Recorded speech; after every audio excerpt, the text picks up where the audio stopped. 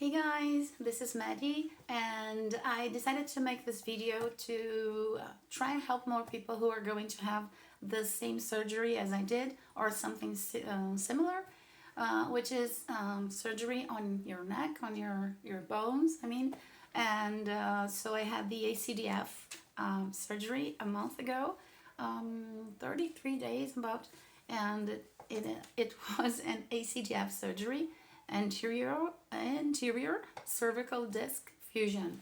So anterior because they do the incision here. Check it out.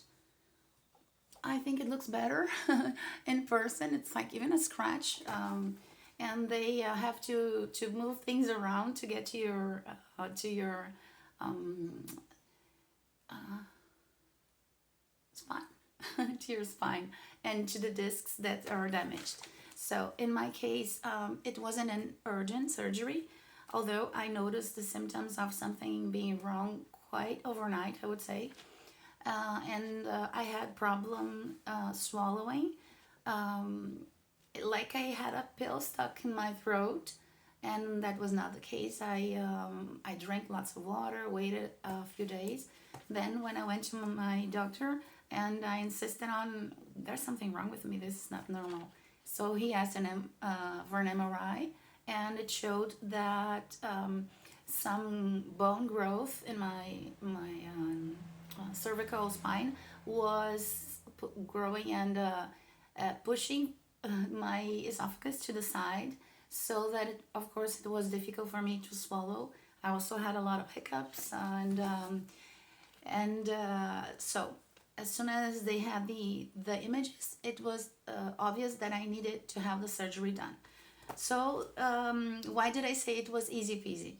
Because I didn't have to second guess myself, or should I have the surgery done or not. So it was a plain, and it wasn't a decision I had to make. Like sometimes people have to weigh in all the pros and cons of having a lumbar surgery or something like that. Mine was not like this at all. And also, right after I freaked out for having this thing, I was told my neurosurgeon that it wasn't something that needed to be done right away. It was the beginning of the school year here in Brazil where I live, and it was February. And so I thought, oh, that's good. I can do it on our school break in July. So that was cool. But my son asked me to have a second opinion from another neurosurgeon who does a lot of these kind of surgeries. And I had a consultation with him. He looked at my images and said, he's the one who said, no, you have no worries. You don't have to worry about it because it doesn't have to be done right away. And I can fit you in about July, so second half of July for you to have it done. And so I knew I was in such good hands because he's a very renowned surgeon here, nationally even. And also my health insurance plan covered this. So I was, wow. So, okay, I had the person who was going to operate on me. I didn't have to rush. But I did have a lot of back pain because these bone growths, they are from ankylosing spondylitis, an autoimmune disease that I have. And they had me my neck was so stiff. And when I lay in bed, if I were sitting or walking around for a couple hours, I had to lie down and make a decompression with my pillow, and my neck would pop so loudly that it was scary even for myself, let alone if my husband was lying next to me. So it was crazy how much it popped, and it was like it was breaking every time. It hurt a lot, really. So but to have the surgery done, I had to go off my biologics, my meds that I take for this condition. And that would mean that I would have more pain. So as the surgery neared, I experienced more and more pain. But it happened that I wasn't really worried about the surgery because I had already had other surgeries, as a woman, and you have kids and all. But I had a hysterectomy when I was very young, 35 ish. Also a deviated septum that I had to get operated for, gallbladder removal, these kinds of things. So I knew the kinds of anesthesia that people normally need to undergo for these procedures. And I remember when my first surgery that I had, I was really afraid of waking up in the middle of it. It was a nightmare for me. And when I first got under, I mean, when I came to, I asked the doctor, okay, so when's it gonna start? No, no, you're done. I mean, so it's so weird if you have never been under anesthesia on this kind of things. You can be sure that when you wake up, it will be done. You'll be wearing your neck brace or whatever they call this. Mine is a very soft one, made of foam, and has a Velcro. And I knew I was going to wear this one and not those plastic ones that I saw in other videos where they look very rigid and uncomfortable, and then your neck is exposed. So I guess it must be necessary if some people have issues here or other kinds of surgeries. But I knew this one would be okay, and I had already worn it at home because my neck hurt so much. So, and then I was okay with the anesthesia, and also since I had other surgeries, I knew that I recovered really fast. So I tried to be careful because I like to rush things a little. I feel so good that I start doing things that I shouldn't. So this time I really braced myself because it's your neck. I mean, if something were to happen and you might be not paralyzed, I didn't think I would be quadriplegic, but it might compromise the function of my arms, my hands, my everything, So that was cool for me. Let's see what else I wrote down here. Well, so I think I covered everything almost, but let me tell you why I really think it was easy peasy. The fact that you walk out of the hospital, I mean, you're not wheeled out of the hospital. You can walk out of the hospital with your own legs. You can move your arms like a day after they do a lot of stuff to your neck. I had 2 discs removed and replaced with what they called cages, which are some structures similar to a disc, but they can put some screws like to the part to the upper part to the lower part to fixate those. I didn't have, I guess, one of those plates that they have to. I mean, my neck can still do full movements. I realize now because I've been off braces like for 4 days, and also I was positive because of the good team I had, and I really tried hard this time to disconnect from work totally. I muted all the WhatsApp groups that we have as teachers. I had only 3 days to prepare. Once they found a spot for me in an operating room for the doctor to perform the surgery, so I had 3 days notice, and I had to leave 2 weeks of classes prepared and a lot of things. So I was too focused on that to be freaking out what would happen to me. So this time I thought, whatever it may be, that's it.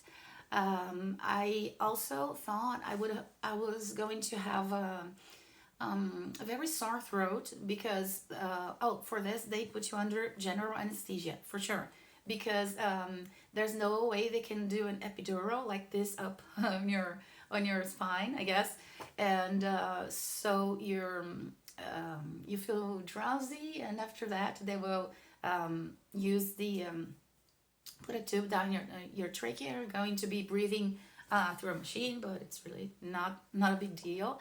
And and then it's normal that you have a little bit of a sore throat afterwards. And it also, since they were touching that very part of my neck that was already dislocated, and were going to put screws in there, change discs, right? So it was supposed to be inflamed and kind of painful. But I thought to myself, I'm the meal prepper. I try to always have something ahead of time made in the freezer or in the fridge. I like to eat clean, home cooked meals. But this time I said, whatever, we're going to buy food somewhere. There are restaurants that deliver, so I didn't worry about that at all. So this gave me a very good quality because I tend to try and control the future, which none of us are capable of.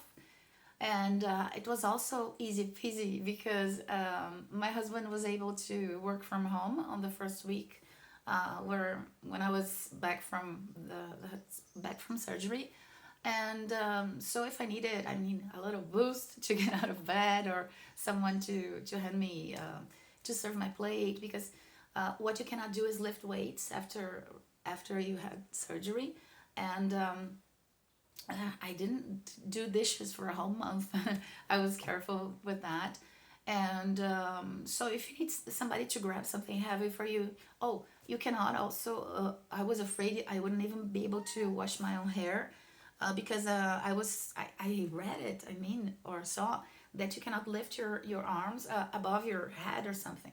But actually, it was pretty okay with his hand right from the get go. He had to help me blow dry my hair so I wouldn't have this like wet head on the pillow. Might not be so good. It was winter here also, so wearing the neck brace in a cold weather is wow, is way better because then it got a little warmer and not so comfortable. But so I had help if in case I needed. And my school was really the school where I worked with was very supportive. They said they told me to get well, and in case I noticed that I would need extra time than these 2 weeks that I thought would be enough, so I would let them know with a little time in advance.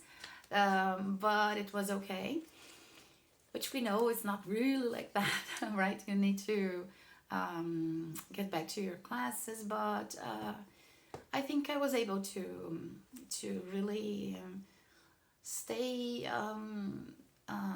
away from work, and I also use my superpower that I didn't know I had, which is sleeping. I slept as much as humanly possible.